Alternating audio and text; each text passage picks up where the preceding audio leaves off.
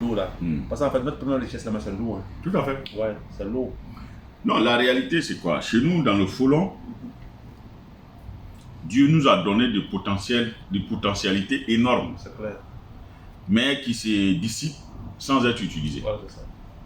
Je parle d'abord de... Parce que on a la chance, en tout cas, Dieu nous a doté de deux grands fleuves, avec ses affluents et autres, le Baoulé et le Banifi, qui sont source de revenus pour toutes les populations qui vivent là. D'ailleurs, quand on voit la situation de certains villages, c'est par rapport donc à ces cours d'eau que les gens se sont installés. Voilà, c'est ça. Pour bénéficier de ces largesses naturelles. Alors, donc, qu'est-ce qu'il faut faire? C'est simple.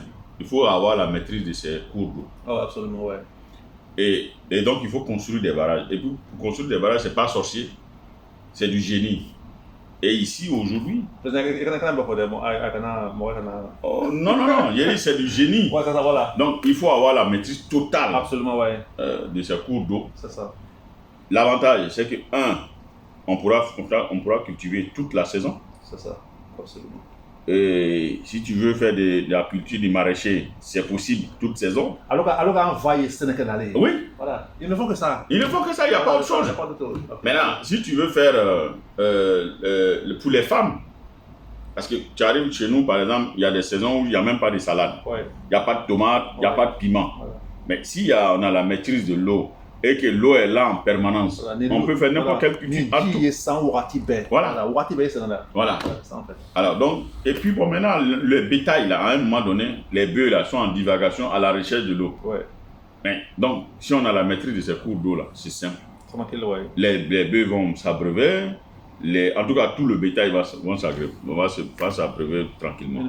Donc pour nous, le Folon a du potentiel. Ouais.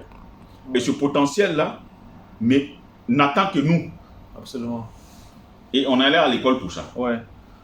Et on a la compétence dans le Folon. Il y a les cadres de Folon, les fils de Folon qui sont allés à l'école, qui sont spécialisés en élevage de bétail, de volailles, en agriculture, en agro-industrie, en génie civil.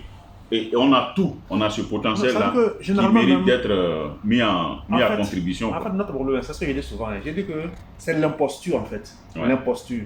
Lorsque celui qui gère un poste, il n'est pas qualifié pour ce poste. Ouais. À où il a été. Ouais. Tu vois, non? Pourtant, à chaque poste, il faut une compétence. Ouais. Voilà. Il faut mettre les gens qui sont compétents au poste qui nécessite ça. Une fois que ça se fait, bon, ça va quoi.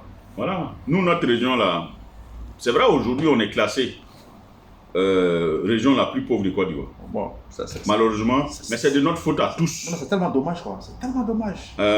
C'est notre faute à tous. Ouais. Maintenant, il est temps. Parce que maintenant, là, les parts qui sont partagées, comme dirait l'autre, ouais. Chacun doit se retourner vers ses parents pour aider ses parents à sortir du sous-développement. Absolument. Et la misère qui est la nôtre aujourd'hui, là, c'est la faute à nous tous cadres. Ouais. Non, laisser aujourd'hui la région entre les mains des gens qui sont incapables d'amorcer ce développement-là, ouais. C'est parce que c'est suicidaire pour nous tous. Nous sommes tous coupables. Hein. Et donc, quand je vois des cadres dire que, bon, voilà, le parti, non, le parti viendra nous appuyer ouais. sur les décisions souveraines ouais. que nous allons prendre. Absolument. Parce que personne ne viendra développer le Folon mieux que nous. Absolument, ouais. Et donc, moi, je dis, il est temps, et le moment est arrivé, pour chacun de se retourner vers le village. Absolument, ouais. Mais pas d'une manière désordonnée. Non, c'est clair, c'est clair. Et nous, on dit, à notre sein, et l'équipe qu'on entend conduire pour ces élections régionales, il y aura toutes les compétences. Ouais, Inch'Allah. Voilà, on a pris le temps de faire la soupape ouais. vers les uns et les autres. Absolument. Pour leur montrer qu'on est en retard aujourd'hui, certes. Mais si on le veut, les 10 prochaines années, le Folon doit dépasser et doit être classé parmi les premières régions les plus développées du Côte d'Ivoire.